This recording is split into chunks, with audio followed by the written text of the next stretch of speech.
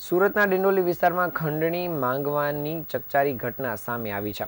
Dindoli Regent plaza પાસે રહેતા ટ્રાન્સપોર્ટના માલિક મહારુદ્ર ઉર્ફે રામબોલ ઠાકુરને લોરેન્સ બિશ્નોઈના નામે 50 લાખની ખંડણી માંગી ધમકી આપવામાં આવી હતી. આ ઘટનાને કારણે સમગ્ર વિસ્તારમાં ભયનો માહોલ સર્જાયો હતો. પોલીસે કેસની ગંભીરતાને ધ્યાનમાં રાખી તાત્કાલિક તપાસ ચલાવી અને ગણતરીના કલાકમાં 4 આરોપીની ધરપકડ કરી છે. ડિંડોલી અંબિકા પાર્કમાં રહેતા મહારુદ્ર ઉર્ફે રામબોલ ઠાકુર જગદંબા એક્સપ્રેસ કાર્ગો સર્વિસના નામથી ટ્રાન્સપોર્ટનો ધંધો કરે છે.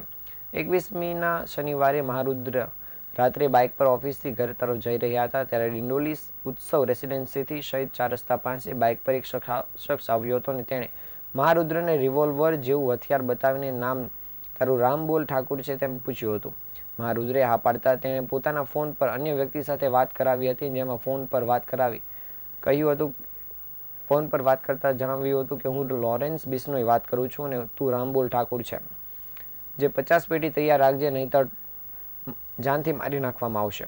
જ્યારે મહારુદ્ર ઠાકુરે પોતાના સંબંધી શુભમને સાથે જ્યારે પોલીસમાં ફરિયાદ લખવા જતા ત્યારે સાંજે પણ ખંડણીખોરે ફોન કરીને ધમકી આપી હતી. ડિંડોલી પોલીસે તપાસ કરતા 2 સગીર તથા વૈભવસિંહ અને આદિત્ય ગોંડેને પકડી પાડ્યા છે. હાલ પોલીસે આ ખંડણી માંગનાર 2 સગીર તેમજ અન્ય 2 આરોપીને લઈને આગળની કાર્યવાહી શરૂ કરી છે.